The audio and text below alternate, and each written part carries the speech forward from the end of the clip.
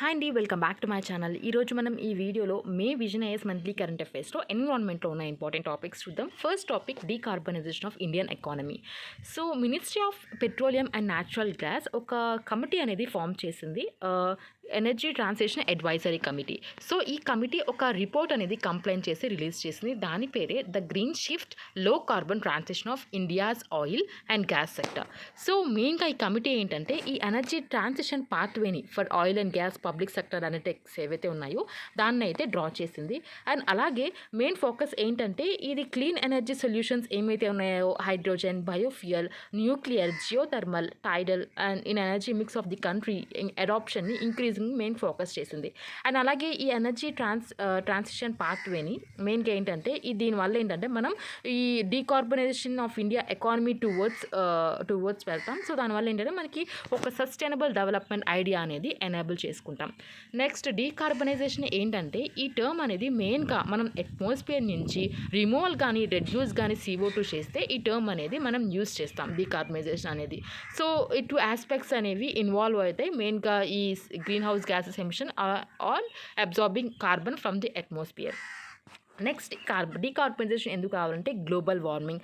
So ఇప్పుడు world వైడ్గా మనకి ఏంటంటే కంట్రీ పాలసీ ఏంటి మెయిన్గా ఏంటంటే ఇది based on the current policy pathway defined by countries worldwide, the earth is expected to be 2.7 to 3.5 degrees Celsius warmer than pre-industrial temperature levels by the end of the century. అంటే pre-industrial temperature levels కంటే by the end of the century మన earth అంటే warmer అవుతుంది 2.7 to 3.5 degrees Celsius అని చెప్పి ఇక్కడ define చేస్తున్నారు world wide countries.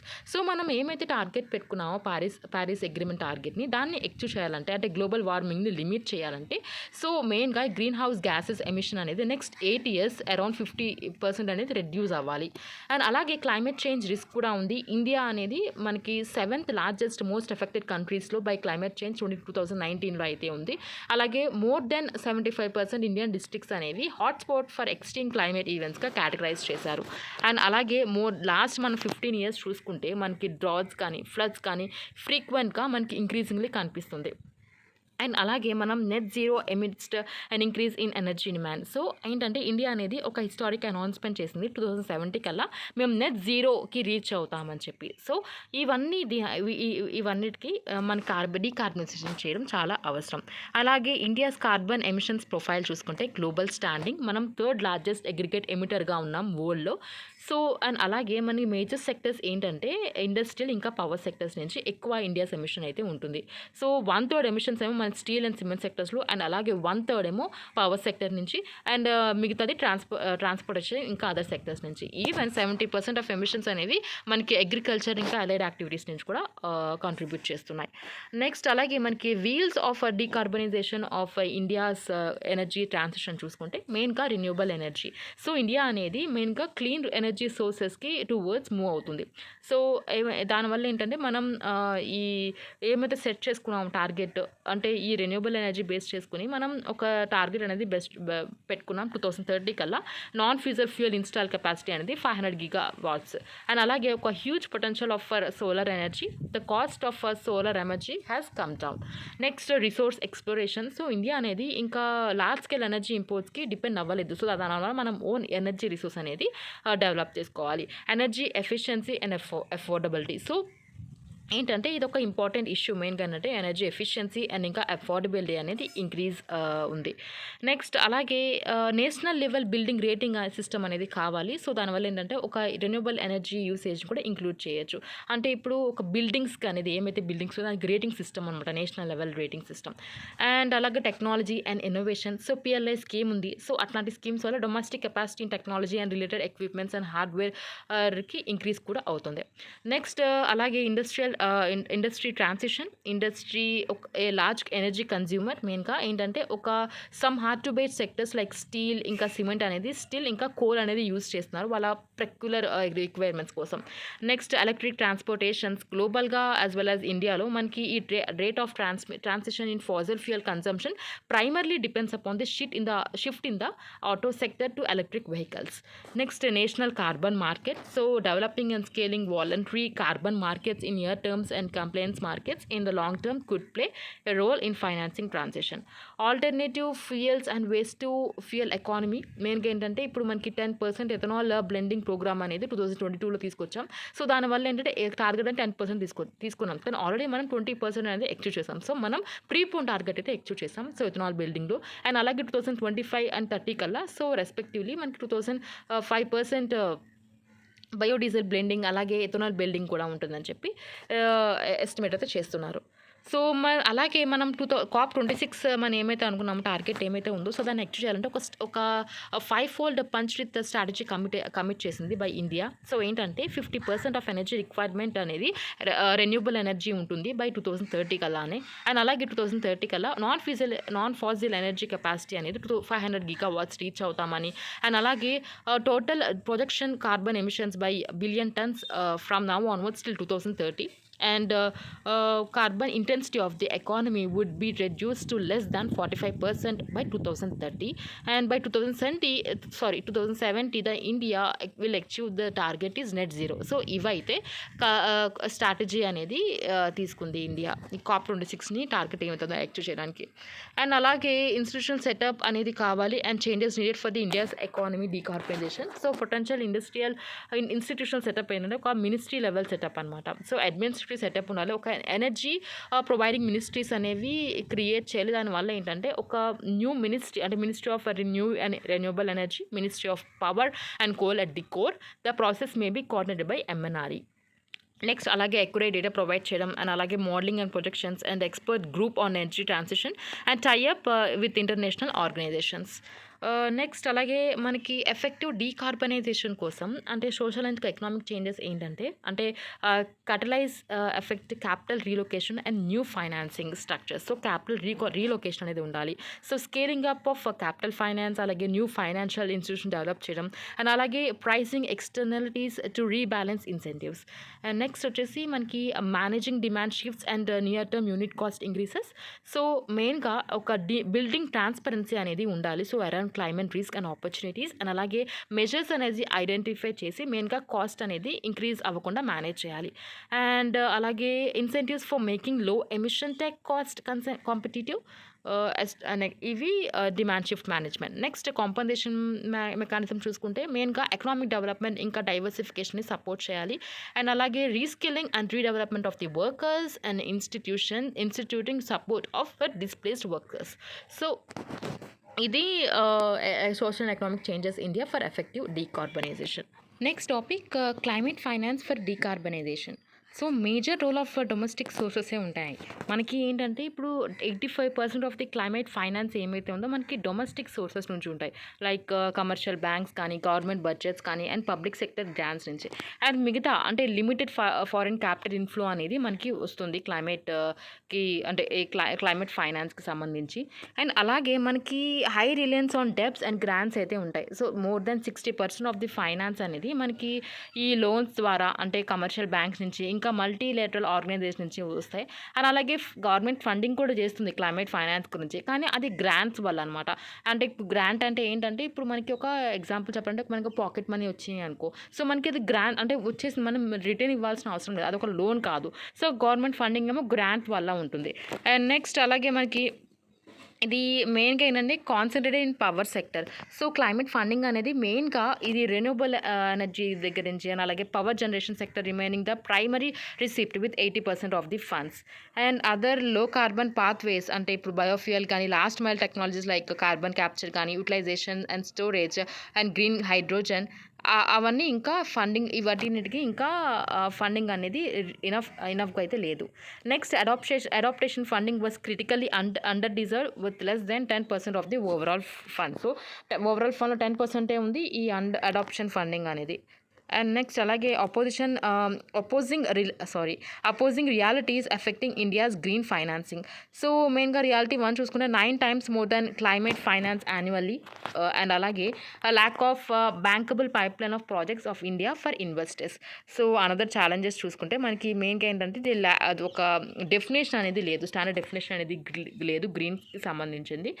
And అలాగే ఇండియా అనేది ఒక limited visibility on funds flow and increase fears of green washing.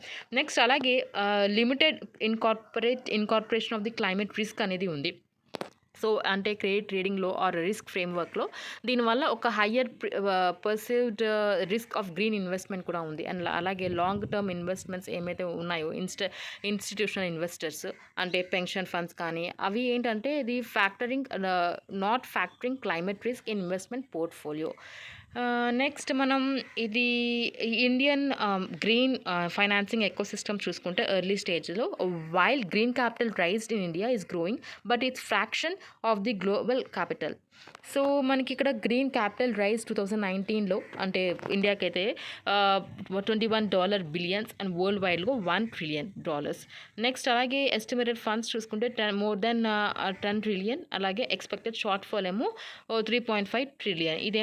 ఇది India's target to achieve net zero by 2070 significant capital short fall.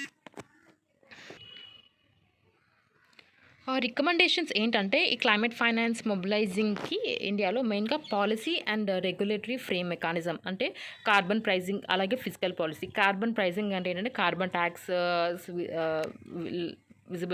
Carbon taxes చేయడం, అలాగే కార్బన్ మార్కెట్స్ని కంప్లైంట్స్ చేయడం and internal carbon pricing, fuel subsidy reduction and carbon border tax adjustment. Physical policy ఏంటంటే climate tax incentives, green allocation budget, FDI and ECB norms and sectoral policies and incentives. Next robust and align framework for low carbon developments చూసుకుంటే ఒక clear definition of carbon అనేది ఉండాలి.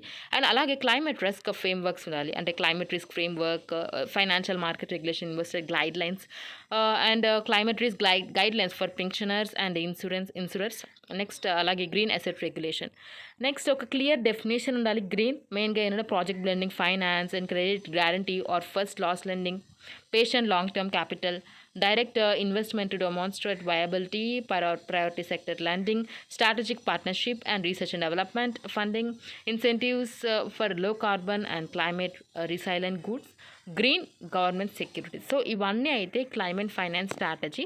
So ఈ recommendations ఏమైతే ఉన్నాయో ఈ recommendations అనేది మనం క్లైమేట్ ఫైనాన్స్ని మొబిలైజ్ చేయడంలో ఇండియాలో యూజ్ అవుతాయి. Next topic technology adoption for decarbonisation.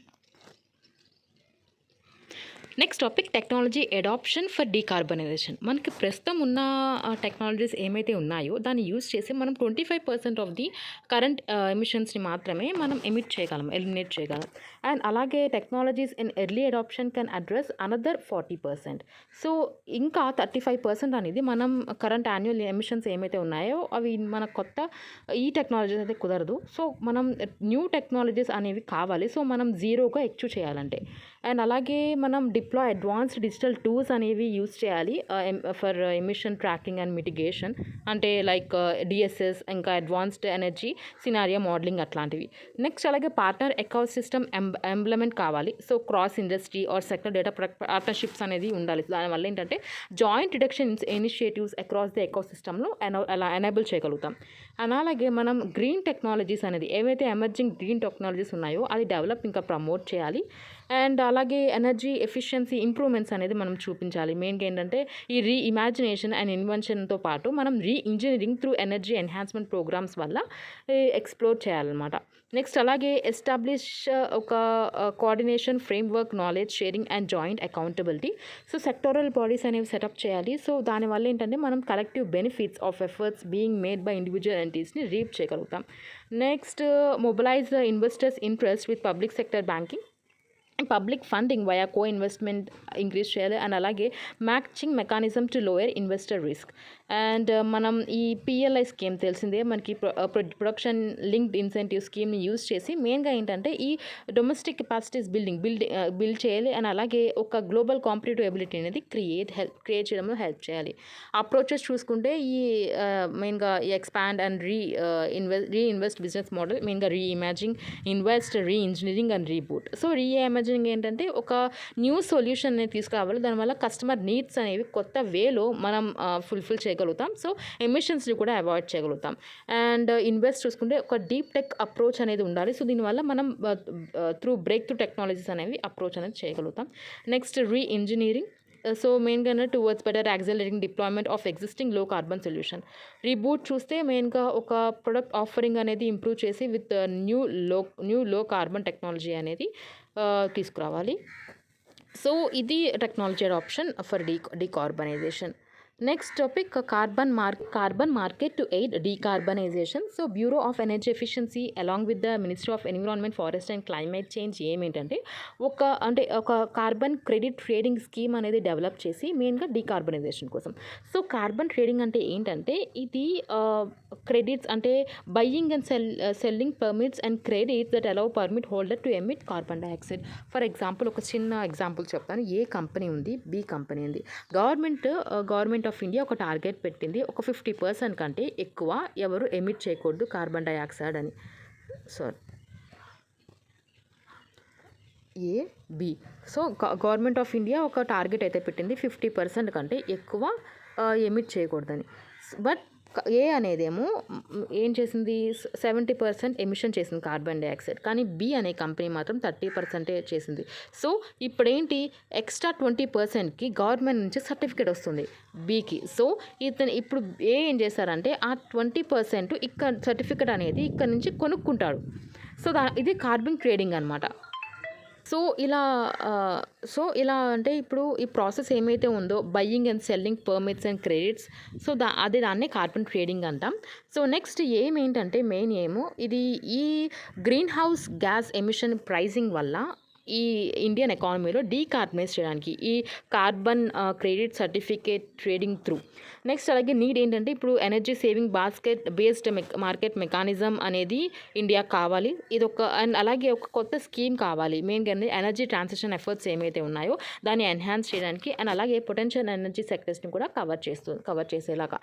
Functioning చూసుకుంటే గ్రీన్ హౌస్ గ్యాస్ ఎమిషన్ ఏమైతే ఉందో ఒక బెంచ్ మార్క్ అండ్ టార్గెట్ని డెవలప్ చేసి, so which will be aligned with India's emission trajectory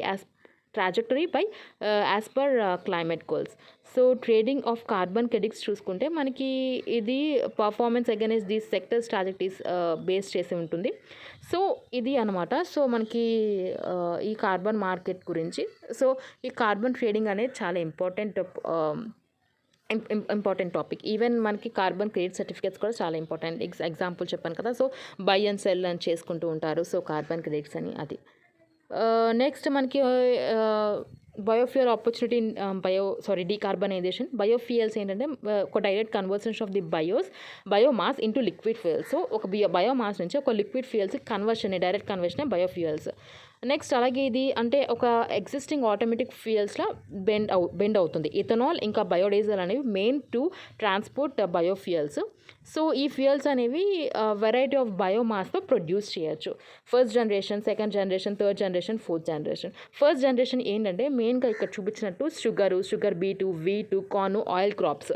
and second జనరేషన్లో ఏమేమి ఇన్వాల్వ్ అయ్యి ఉంటాయంటే ఇప్పుడు నాన్ ఎడిబుల్ బయోమాస్ అంటే వుడ్ కానీ, గ్రాస్ కానీ, స్ట్రా అంటే గడ్డి, అంటే పచ్చగడ్డి అంటారు కదా. అండ్ సో అట్లాంటిది అనమాట. ఎండుగడ్డి అంటారు స్ట్రా అనేది. సో అది. సో అండ్ అలాగే థర్డ్ జనరేషన్లో మనకి ఆల్గేబుల్ బయోమాస్ ఉంటుంది, అంటే మ్యాక్రో ఆల్గే ఇంకా మైక్రో ఆల్గే.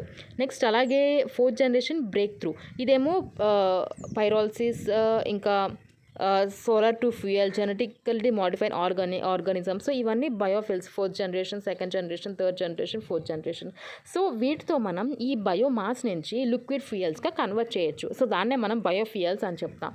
సో ఇప్పుడు ఏంటంటే నెక్స్ట్ బయోఫ్యూయల్స్, అంటే బయోఫ్యూయల్స్ ఏమైతే ఉన్నాయో మనం ఒకసారి చూద్దాం. సో బయోఫ్యూయల్స్ ఏంటంటే ఫస్ట్ బయో ఎథనాల్.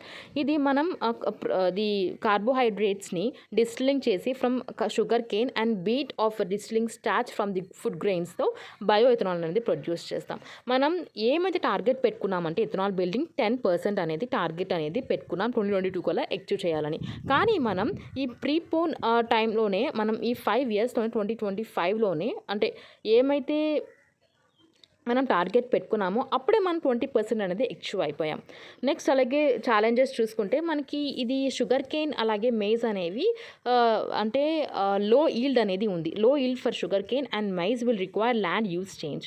నెక్స్ట్ అలాగే సస్టైనబుల్ వాటర్ యూజ్ ఉంటుంది అండ్ అలాగే fertilisers due to subsidies and in food stock production.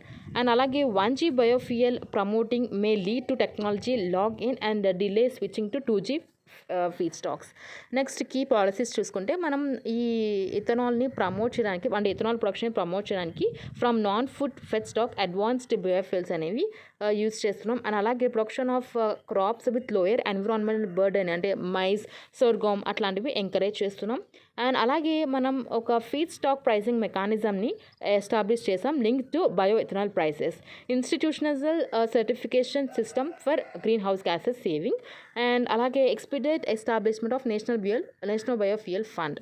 Next biodiesel గురించి, ఇది వెజిటేబుల్ ఆయిల్స్ నుంచి ప్రొడ్యూస్ చేస్తారు. So produced by converting vegetable oils into compound called fatty acid methyl esters.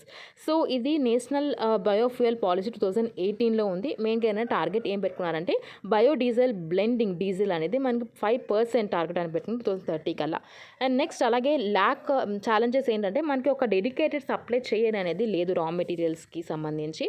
And అలాగే మనకి international మార్కెట్స్లో చాలా హై ప్రైస్ ఉంది. బయోడీజిల్ కంపాటబుల్ ఇంజిన్స్ చేయాలంటే మనకి వెహికల్ మ్యానుఫ్యాక్చర్కి సరైన ఇన్సెంటివ్స్ అయితే లేవు. నెక్స్ట్ అలాగే మనం ఈ కీ పాలసీ ఇంటర్వెన్షన్స్ చూసుకుంటే ఇది research on new feedback like algae oil to ensure steady supply and అలాగే direct sale without blending encourage చేస్తున్నాం. అండ్ అలాగే established a mandate for the used cooking oil for biodiesel production.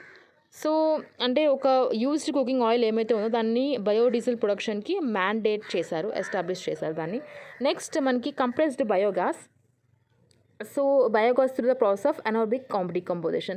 ఇది sustainable alternate towards affordable ట్రాన్సిషన్కి start. మెయిన్గా ఏంటంటే initiative on CBG envisages. So production of 15 MMT CBG and 50 MMT of manure by 5,000 plants. So challenges చూసుకుంటే మనకి higher equipment cost ఉంటుంది and అలాగే long term sustainable supply కూడా మనకి ల్యాక్గానే ఉంది అండ్ టెక్నికల్ ఇన్ఫ్రాస్ట్రక్చర్ బ్యారియర్స్ ఉన్నాయి. సో దానివల్ల ఏంటంటే ఒక పూర్ కలెక్షన్ ఇంకా unorganised transportation of the waste అనేది ఉంది. అండ్ మనం ఈ కీ పాలసీ ఇంటర్వెన్షన్ చూసుకుంటే ఒక బయోమాస్ సప్లై చైన్ అనేది క్రియేట్ చేసాం త్రూ సబ్సిడీస్, ప్రమోషన్ యాక్టివిటీస్, ఇంకా notification of the biomass cluster and incentives. అలాగే వేస్ట్ అనేది ఈ బయోగ్యాస్ ప్రొడక్షన్కి డైరెక్ట్ చేసాం. అండ్ అలాగే CBG మార్కెట్ అనేది డెవలప్మెంట్ అయింది by mandating CBG blending, promoting CBG and CNG vehicles, financial assistance for CBG plans and PLI scheme. ఇది మొత్తం మనకి ఈ బయోఫ్యూయల్స్ గురించి. నెక్స్ట్ టాపిక్ మనకి green hydrogen opportunity for decarbonisation. So 99% of the pure hydrogen demand అనేది ఇండియాలో మెయిన్గా 2 sectors నుంచి వస్తుంది. ఒకటి refinery, petroleum refining and fertiliser, ammonia production. However మనకి హైడ్రోజన్ అనేది ఒక పొటెన్షియల్ మెయిన్గా మనం అదర్ సెక్టర్స్లో కూడా యూస్ చేస్తాం as a energy carrier. So different colour codes అనేది ఉంటుంది. మెయిన్గా ఇది డిస్టింగ్విష్ చేయాలంటే between hydrogen generated and from various sources. So మనకి చూసుకుంటే ఇక్కడ మనకి వాటర్, ఇది హైడ్రోజన్ కలర్ స్పెక్ట్రమ్ చూసుకుంటే water, hydrolysis green. Next natural gas మనకి steam reformation and pyrolysis and blue, grey, turquoise. Next brown coal ఏమో మనకి గ్యాసిఫికేషన్ బ్రౌన్ కలర్ ఉంటుంది. నెక్స్ట్ అలాగే black coal gasification black, nuclear electrolysis pink. So ఇలా colour spectrum కూడా ఉంటుంది హైడ్రోజన్కి. Next challenges ఏంటంటే ఈ హైడ్రోజన్ మార్కెట్ని, గ్రీన్ హైడ్రోజన్ మార్కెట్ని స్కేల్ చేయడంలో మెయిన్గా హై కాస్ట్ అండ్ అలాగే అంటే ప్రొడక్షన్లో, ట్రాన్స్పోర్టేషన్లో, కన్వర్జేషనల్ స్టోరేజ్లో మనకి హై కాస్ట్ అనేది ఉంటుంది. కాస్ట్ ఆఫ్ గ్రీన్ హైడ్రోజన్ అనేది ఎక్కువ ఉంటుంది. అండ్ అలాగే లో టెక్నాలజీస్ ఉన్నాయి, లో లెవెల్ టెక్నాలజీస్ ఉన్నాయి. సో మనకి టెక్నాలజీస్ అని అవసరం. మెయిన్గా ఏంటంటే ఈ డీకార్బనైజేషన్ హైడ్రోజన్ వాల్యూ చైన్లో ఉండాలంటే. నెక్స్ట్ అలాగే ఎఫిషియన్సీ ఇష్యూ. హైడ్రోజన్ ప్రొడక్షన్ ఇంకా కన్వర్జన్ అనేది ఒక significant energy losses at every stage. మన ప్రతి ఒక్క స్టేజ్లో ఒక వాల్యూ చైన్లో ఈ ఎనర్జీ లాస్ అనేది ఉంటుంది. Next renewable electricity availability. మెయిన్గా ఏంటంటే ఎండ్ యూజ్ సెక్టర్స్ ఆర్ అనేది మనకి ఎలక్ట్రిఫైడ్ అయింది. అండ్ అలాగే ఇది రెన్యూబుల్ ఎలక్ట్రిసిటీ ఏమైతే ఉందో అది సఫిషియెంట్ లేదనమాట. సో దానివల్ల మనకి ఏంటంటే ఒక bottle neck for production of green hydrogen అనేది అవుతుంది. నెక్స్ట్ పాలసీ చూసుకుంటే మనం ఒక స్టేబుల్ లాంగ్ టర్మ్ పాలసీ అనేది కావాలి. మెయిన్గా ఈ సపోర్ట్, ఈ డెవలప్మెంట్ ఇంకా డిప్లాయ్మెంట్ ఎట్ స్కేల్ లెవెల్లో సపోర్ట్ చేయాలంటే. అండ్ అలాగే స్టాండర్డ్స్ అండ్ సర్టిఫికేషన్ చూసుకుంటే countries lack institutionalism mechanism to track production consumption of any share of hydrogen and identity of its characteristics. అంటే ఇప్పుడు కంట్రీస్కి ఒక ఇన్స్టిట్యూషనలిజం మెకానిజం అని లేదు. అంటే production, consumption of the any share of hydrogen కానీ లేకపోతే క్యారెక్టరిస్టిక్స్ని ఐడెంటిఫై చేయాలంటే. నెక్స్ట్ కీ పాలసీస్ చూసుకుంటే మెయిన్గా ఈ ఇంటర్వెన్షన్స్కి ఏమేమి పాలసీస్ కావాలంటే ఒక లో కాస్ట్ రెన్యూబుల్ ఎలక్ట్రిసిటీ కావాలి. అండ్ అలాగే ఇది న్యాచురల్ గ్యాస్ని హైడ్రోజన్ మిక్స్ చేసేలే ఎలా ఉండాలన్నమాట. ఎగ్జిస్టింగ్ న్యాచురల్ గ్యాస్ ఇన్ఫ్రాస్ట్రక్చర్లో యూస్ చేయాలి.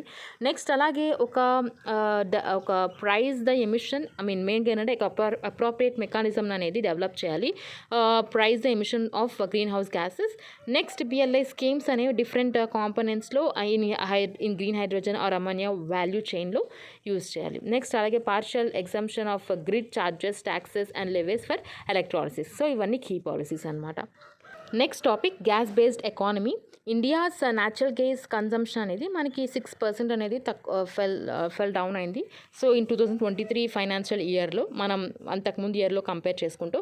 సో దానివల్ల ఏంటంటే మనకి India's vision of the gas based economy ఛాలెంజింగ్గా ఉంది. సో న్యాచురల్ గ్యాస్ గురించి చూసుకుంటే మనకి అబౌట్ న్యాచురల్ గ్యాస్ ఏంటంటే మనకి odourless gases, mixture of light hydrocarbons including methane ఉంటుంది, ethane, propane or butanes and pentanes. So other components చూసుకుంటే మనకి న్యాచురల్ గ్యాస్కి మనకి CO2, హీలియం, హైడ్రోజన్ సల్ఫైడ్ ఇంకా హైడ్రోజన్ అనేది ఇంక్లూడ్ అయ్యి ఉంటుంది. And it is neither corrosive not toxic. ఇది ఇగ్నిషియస్ టెంపరేచర్ ఈజ్ హై ఉంటుంది. అండ్ అలాగే it is narrow flammability range. And types of natural gas చూసుకుంటే మనకి కన్వెన్షనల్ ఉంది, non conventional, associate natural gas, అలాగే కొలాబ్ మీథేన్. నెక్స్ట్ కన్వెన్షనల్ ఏంటంటే ఇది where natural gas moved into large cracks and spaces between layers of the underlying racks.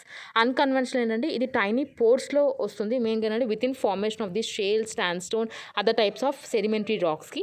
Associated natural gas ఏంటంటే ఇది crude oil డిపాజిట్స్లో అక్కర్ అవుతుంది. Next అలాగే coal మెథాన్ చూసుకుంటే మనకి ఇది కోల్ డిపాజిట్స్లో దొరుకుతుంది అనమాట ఈ టైప్ ఆఫ్ న్యాచురల్ గ్యాస్ అనేది.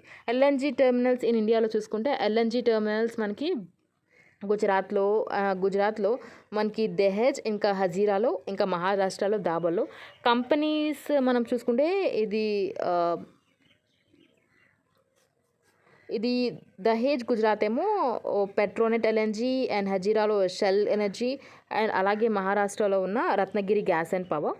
నెక్స్ట్ ఎల్ఎన్జీ టెర్మినల్స్ ఇది పైప్ లైన్ చూసుకుంటే Dhamra Odisha, Indian oil corporation and Jaigarh Maharashtra, H energy gateway, Jafrabad Gujarat, Swan energy.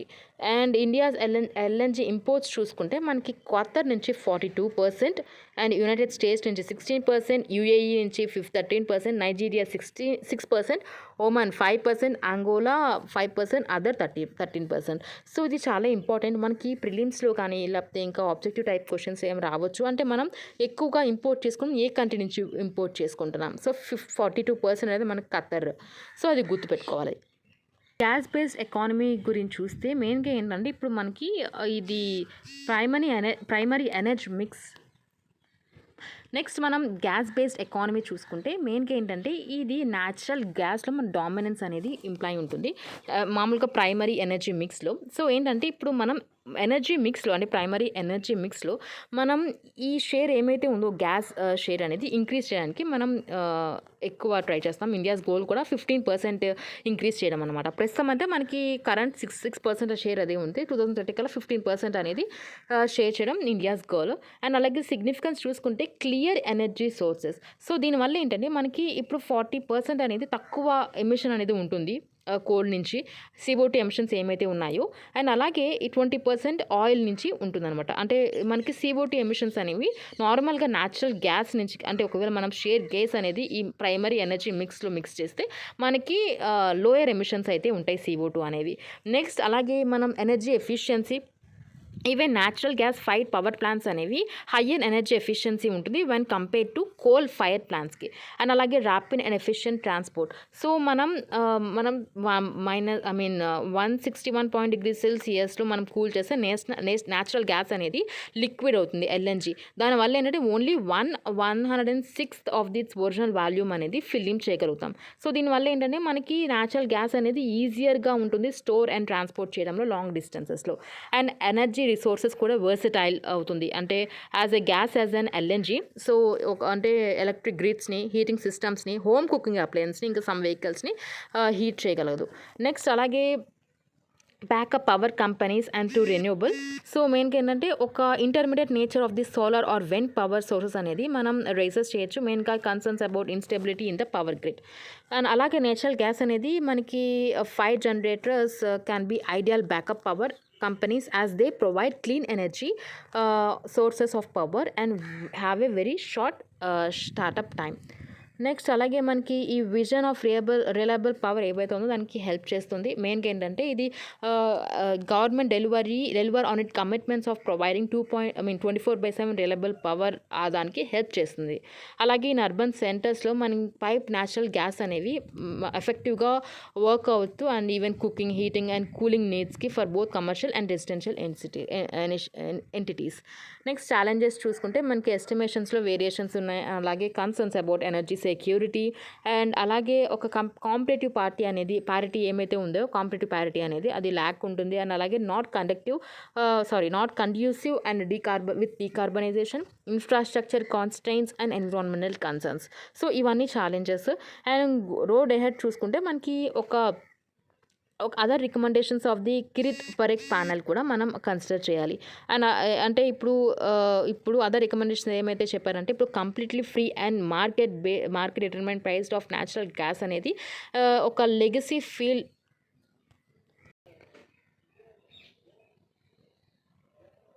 So next gas based economy గురించి చూసుకుంటే మెయిన్గా ఏంటంటే ఇప్పుడు గ్యాస్ బేస్డ్ ఎకానమీ అనేది న్యాచురల్ గ్యాస్ డామినెన్స్తో ఉంటుంది ఇండియాస్ ప్రైమరీ ఎనర్జీ మిక్స్లో. సో ఇండియా గోల్ ఏంటంటే ఏమైతే షేర్ ఉందో అంటే ఈ ఎనర్జీ మిక్స్లో దాన్ని పర్సంటేజ్ అనేది ఇంక్రీజ్ చేయడం. అంటే ఇప్పుడు ప్రస్తుతం మనకి 6% ఉంది, దాని నుంచి 2030 కల్లా 15% చేయడం. సో సిగ్నిఫికెన్స్ ఏంటంటే ఇప్పుడు గ్యాస్ బేస్డ్ ఎకానమీలో మెయిన్గా క్లీనర్ ఎనర్జీ సోర్సెస్. సో దీనివల్ల ఏంటంటే ఇప్పుడు ఈ CO2 ఎమిషన్స్ అనేవి మనం డిక్రీజ్ చేయగలుగుతాం అనమాట. సో ఏంటంటే ఇప్పుడు ఏమైతే ఈ మిక్స్ ఉంటుందో న్యాచురల్ గ్యాస్ ఈ మిక్స్ షేర్ ఉంటుందో దానివల్ల ఏంటంటే మనం ఈ 40% లోయర్ దాన్ కోల్ అండ్ అలాగే 20% లోయర్ దాన్ ఆయిల్ ద్వారా అంటే ఈ CO2 అనేది గ్యాస్ నుంచి ఎమిషన్స్ అనేది డిక్రీజ్ అవుతాయి. నెక్స్ట్ అలాగే ఎనర్జీ ఎఫిషియన్సీ చూస్తే మనం natural gas fired power plants ఏమైతే ఉన్నాయో అవి higher than the energy efficiency compare to coal fire plants. And అలాగే ర్యాపిడ్ అండ్ ఎఫిషియంట్ ట్రాన్స్పోర్ట్ అనేది ఉంటుందో అంటే ఇప్పుడు ఏమైతే ఇది ఉందో న్యాచురల్ గ్యాస్ అనేది మనం 161.5 degrees Celsiusలో మనం కూల్ చేస్తే న్యాచురల్ గ్యాస్ అనేది LNGలో ఫామ్ అవుతుంది లిక్విడ్ ఫామ్లో. సో దానివల్ల ఏంటంటే మనం 1/6 ఆఫ్ ది ఒరిజినల్ వాల్యూమ్ను ఫిల్లింగ్ చేయగలుగుతాం. దానివల్ల ఏంటంటే న్యాచురల్ గ్యాస్ అనేది మనకి స్టోర్ చేయడంలో ట్రాన్స్పోర్ట్ చేయడంలో ఈజీగా అవుతుంది. అండ్ అలాగే వర్సటైల్ ఎనర్జీ సోర్సెస్. సో ఏంటంటే ఇప్పుడు గ్యాస్ కానీ లేకపోతే LNG అనేది ఇది పవర్ గ్రిడ్స్తో అలాగే heating system, home cooking appliances and some వెహికల్స్కి కూడా పవర్ అనేది ఇవ్వడం కుదురుతుంది. నెక్స్ట్ అలాగే backup power companies to renewable. So companies ఏమైతే ఉన్నాయో ఇది ఒక బ్యాకప్ లా కూడా ఉపయోగపడుతుంది. అంటే ఒకవేళ ఎగ్జాక్ట్ కన్సర్న్స్ ఏమైతే ఉన్నాయో పవర్ గ్రిడ్ దాని ఇన్స్టెబిలిటీ ఉంటే ఒకవేళ మనం ఇది అనేది backup power and ideal backup power ఐడియాగా ఇది కంపెనీస్కి ఉపయోగపడుతుంది. అండ్ అలాగే మనం ఏమైతే విజన్ ఉందో 24/7 రిలయబుల్ పవర్ ప్రొవైడ్ చేస్తామని గవర్నమెంట్ అనేది దాన్ని ఎక్స్చేంజ్ చేయడానికి కూడా ఇది హెల్ప్ అవుతుంది. అండ్ అలాగే అర్బన్ సెంటర్స్లో పైప్ న్యాచురల్ గ్యాస్ అనేవి ఎఫెక్టివ్గా వర్క్ చేస్తాయి for cooking, heating and cooling needs for both commercial ఇంకా రెసిడెన్షియల్ ఎంటిటీస్కి. అండ్ ఇనిషియేటివ్స్ ఏమేమి తీసుకుందంటే గ్యాస్ బేస్డ్ ఎకానమీకి సంబంధించింది ఒక కమిటీ అనేది ఫామ్ చేసింది గవర్నమెంట్. ఇంకా ఈ domestic natural gas pricing guidelines ఏమవుతుందో దాన్ని రివైజ్ చేయడానికి దాని పేరే క్రిత్ పారిక్ కమిటీ.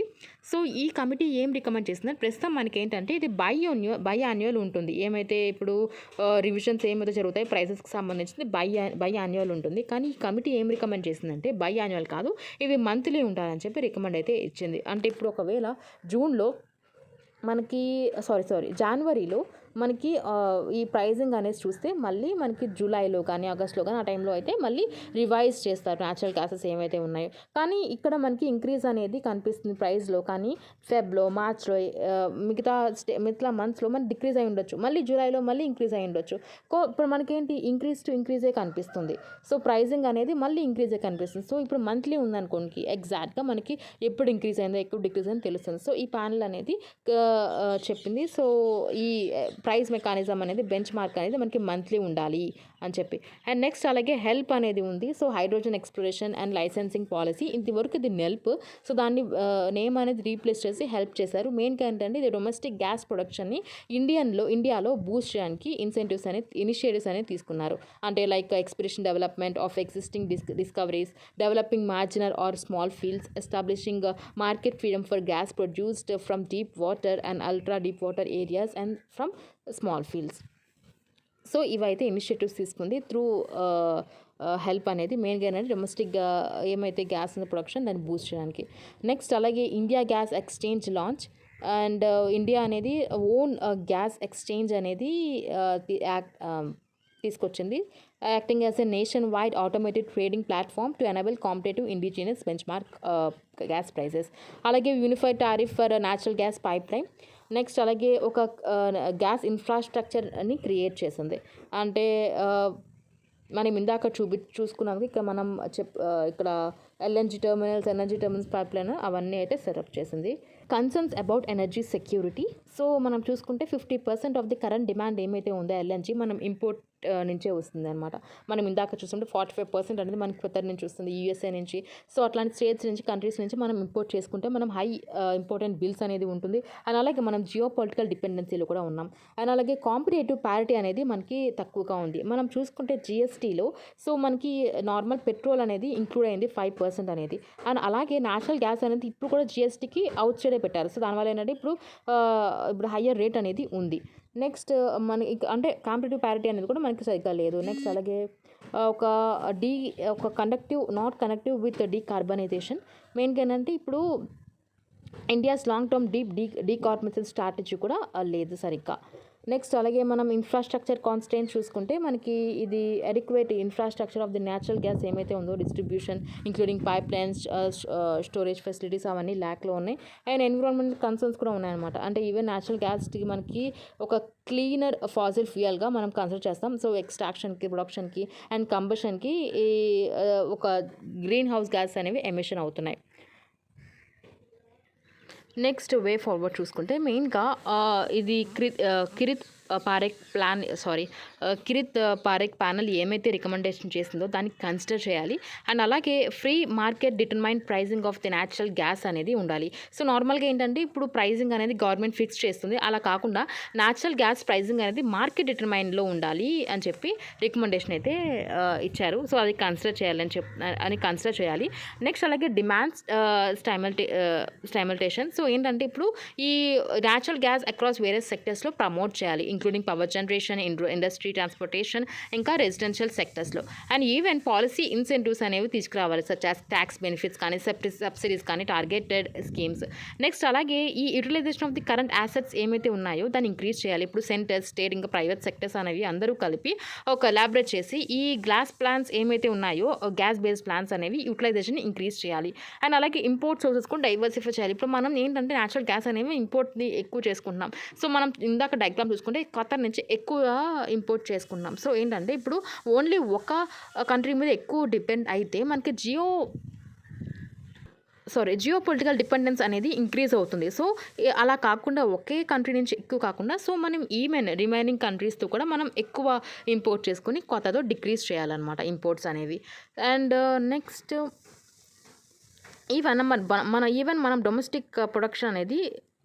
మనం డొమెస్టిక్ ప్రొడక్షన్ అనేది ఎంకరేజ్ చేయాలి. ఈ ఇన్సెంటివ్స్ డొమెస్టిక్ ఎక్స్ప్లోరేషన్ని అలాగే ఎంకరేజ్ చేయాలి, ఇన్సెంటివైజ్ చేయాలి డొమెస్టిక్ గ్యాస్ ఎక్స్ప్లోరేషన్స్ ఏమైతే ఉన్నాయో. సో మనం దానివల్ల ఏంటంటే మనం డిపెండెన్సీ ఏమైతే ఉందో ఇంపోర్ట్ మీద దాన్ని రెడ్యూస్ చేయగలుగుతాం. నెక్స్ట్ అలాగే రీసెర్చ్ అండ్ డెవలప్మెంట్ చేయాలి. మనం ఈవెన్ రీసెర్చ్ అండ్ డెవలప్మెంట్లో ఇన్వెస్ట్ చేయాలి. దానివల్ల అంటే మనం అడ్వాన్స్ టెక్నాలజీస్ అనేవి ఈ న్యాచురల్ గ్యాస్కి సంబంధించిన అంటే ఎక్స్ట్రాక్షన్కి, ప్రొడక్షన్కి, యూటిలైజేషన్కి సంబంధించిన టెక్నాలజీస్ అనేవి మనకి కొత్త టెక్నాలజీస్ అనేవి యూజ్ అవుతాయి.